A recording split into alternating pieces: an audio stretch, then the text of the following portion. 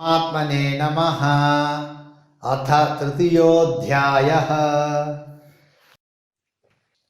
शान्ताकारं भुजगशयनं पद्मनाभं सुरेशं विश्वाधारं गगनसदृशं मेघवर्णं शुभांगं लक्ष्मीकान्तं कमलनयनं योगिभिर्ध्यानगम्यं वन्दे विष्णुं भवभयहरं सर्वलोकैकनाथं यं ब्रह्मा वरुणेन्द्ररुद्रमरुतः स्तुन्वन्ति दिव्यैस्तवैः वेदैः साङ्गपदक्रमोपनिषदैः गायन्ति यं सामगाः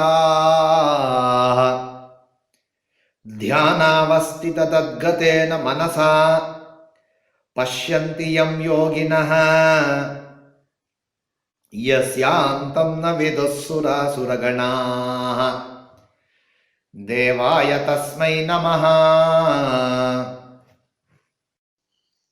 आत्मने नमः। अथ तृतीयोऽध्यायः। अर्जुन उवाच ध्यायसि चेत् कर्मणस्ते मता बुद्धिर्जनार्दन तत्किं कर्मणि घोरे मां नियोजयसि केशव। व्यामिश्रेणेव वाक्येन बुद्धिं मोहयसीव मे तदेकं वद निश्चित्य येन श्रेयोऽहमाप्नुयाम्। श्रीभगवानुवाच लोकेऽस्मिन् द्विविधा निष्ठा पुरा प्रोक्ता मया नघ ज्ञानयोगेन साङ्ख्यानां कर्मयोगेन योगिनाम्। न कर्मणामनारम्भात् नैष्कर्म्यं पुरुषोऽश्नुते न च सन्न्यसनादेव सिद्धिं समधिगच्छति। न हि कश्चित् क्षणमपि जातु तिष्ठत्यकर्मकृत् कार्यते ह्यवशः कर्म सर्वप्रकृतिजैर्गुणैः। कर्मेन्द्रियाणि संयम्य य आस्ते मनसा स्मरन् इन्द्रियार्थान् विमूढात्मा मिथ्याचारः स उच्यते। यस्त्विन्द्रियाणि मनसा नियम्यारभतेऽर्जुन कर्मेन्द्रियैः कर्मयोगम् असक्तः स विशिष्यते। नियतं कुरु कर्म त्वं कर्म ज्यायो ह्यकर्मणः शरीरयात्रापि च ते न प्रसिद्धेद कर्मणः। यज्ञार्थात् कर्मणोऽन्यत्र लोकोऽयं कर्मबन्धनः तदर्थं कर्म कौन्तेय मुक्तसङ्गः समाचर। सह यज्ञाः प्रजाः सृष्ट्वा पुरोवाच प्रजापतिः अनेन प्रसविष्यध्वम् एष वोस्त्विष्टकामधके। देवान् भावयतानेन ते देवा भावयन्तो वः परस्परं भावयन्तः श्रेयः परमवाप्स्यथ। इष्टान् भोगान् हि वो देवाः दास्यन्ते यज्ञभाविताः तैर्दत्तानप्रदायैभ्यः यो भुङ्क्ते स्तेन एव सः। यज्ञशिष्टाशिनः सन्तः मुच्यन्ते सर्वकिल्बिषैः भुञ्जते ते त्वघं पापाः ये पचन्त्यात्मकारणात्। अन्नात् भवन्ति भूतानि पर्जन्यादन्नसम्भवः यज्ञात् भवति पर्जन्यः यज्ञः कर्मसमुद्भवः।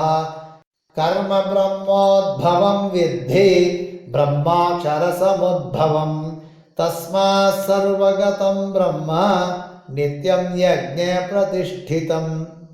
एवं प्रवर्तितं चक्रं नानुवर्तयति हयः अघायुरिन्द्रिया रामः मोघं पार्थ स जीवति।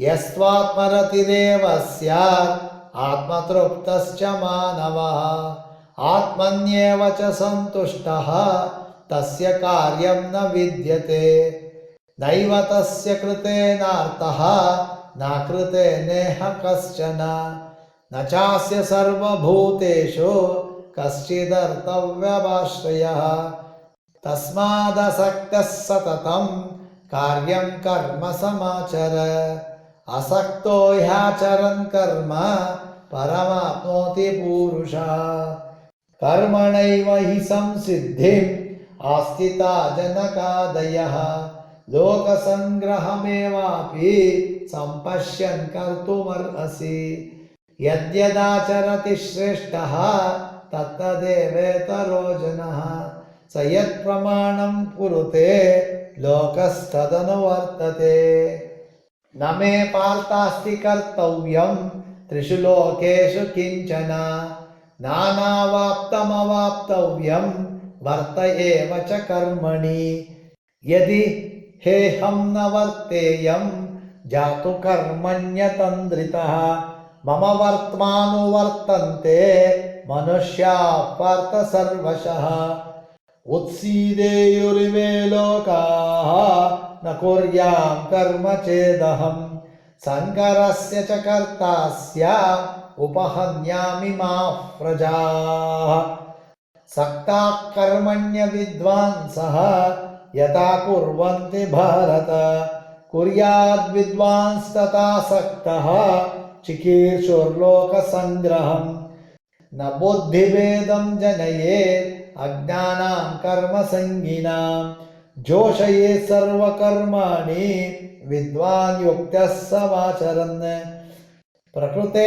क्रियमाणानि गुणैः कर्माणि सर्वशः अहंकार विमूढात्मा कर्ताहमिति मन्यते तत्त्ववित्तु महाभावो गुणकर्म विभागयोः गुणागुणेषु वर्तन्ते इति मत्वा न सज्जते प्रकृतेर्गुणसम्मूढाः सज्जन्ते गुणकर्मसु तान कृष्णविदो मन्दान् कृष्णवेन्न विचालयेत् मयि सर्वाणि कर्माणि सन्न्यस्याध्यात्मचेतसा निराशीर्निर्ममो भूत्वा युध्यस्व विगतज्वरः ये मे मतमिदं नित्यम् अनुतिष्ठन्ति मानवाः श्रद्धावन्तो न सूयन्तः मुच्यन्ते तेऽपि कर्मभिः ये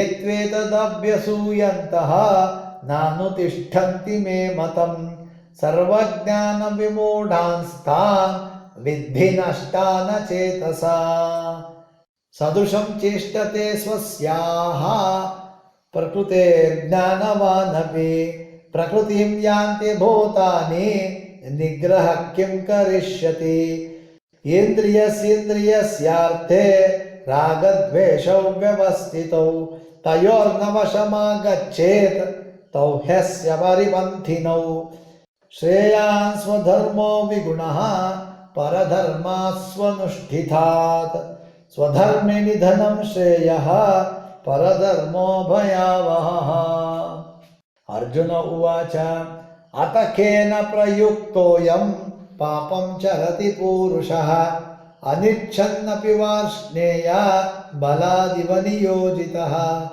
श्रीभगवानुवाच काम एष क्रोध एषः रजो गुणसमुद्भवः महाशनो महापाप्मा विद्धेनमिह वैरिणम् धूमेनाव्रियते वह्निः यथादर्शो मलेन च यतोऽल्बेनावृतो गर्भः तथा तेनेदमावृतम् आवृतं ज्ञानमेतेन ज्ञानिनो नित्यवैरिणा कामरूपेण कौन्तेय दुष्पूरेण नलेन च इन्द्रियाणि मनो बुद्धिः अस्याधिष्ठानमुच्यते एतैर्विमोहयत्येषः ज्ञानमावृत्य देहिनम् तस्मात् त्वमिन्द्रियाण्यादौ नियम्य भरतर्षभ पाप्मानं प्रजह्येनं ज्ञानविज्ञाननाशनम्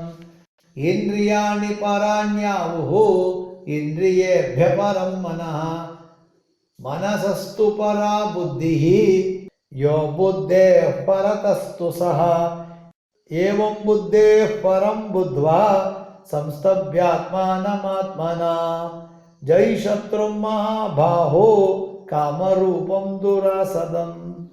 ओम तत्सदिति श्रीमद्भगवद्गीतासु उपनिषत्सु ब्रह्मविद्यायां योगशास्त्रे श्रीकृष्णार्जुन संवादे कर्मयोगो नाम तृतीयोऽध्यायः।